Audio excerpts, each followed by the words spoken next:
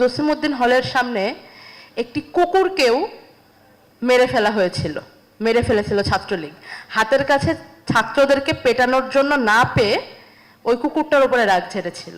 এই জুলাই আমাদেরকে দেখিয়ে গেছে যে মানুষ বা মানবেতর কোনো প্রাণী, প্রাণ বা প্রকৃতির কোনো অংশই স্বৈরাচারের কাছে বিন্দুমাত্র নিরাপত্তা পায় না। 14ই জুলাইয়ের এই সময়টায় আমাদের জন্য বিশেষ করে তখন ঢাকা বিশ্ববিদ্যালয়ের হলে থেকে আন্দোলন করছিল যে সমস্ত মেয়েরা, তাদের জন্য খুবই আবেগতাড়িত একটি মুহূর্ত।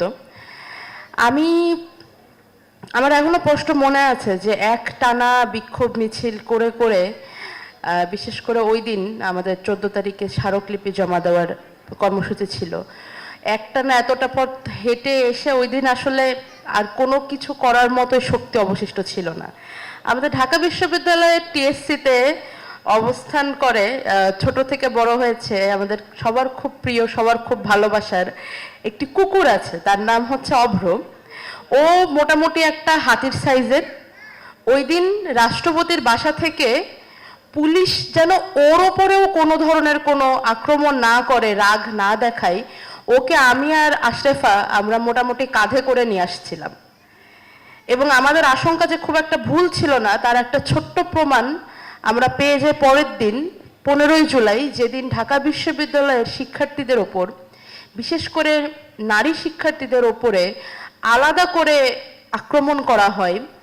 আমাদেরকে লক্ষ্য করে যখন ছাত্রলীগ হামলা চালায়, আমরা তো তখন সবাই চারিদিকে বিচ্ছিন্ন হয়ে গিয়েছি, যে যার মতো অবস্থা।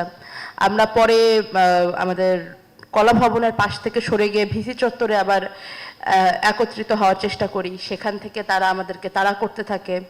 15ই জুলাইয়ের যত রক্তাক্ত ছবি সেগুলো ওই ভিসি চত্বরেরই।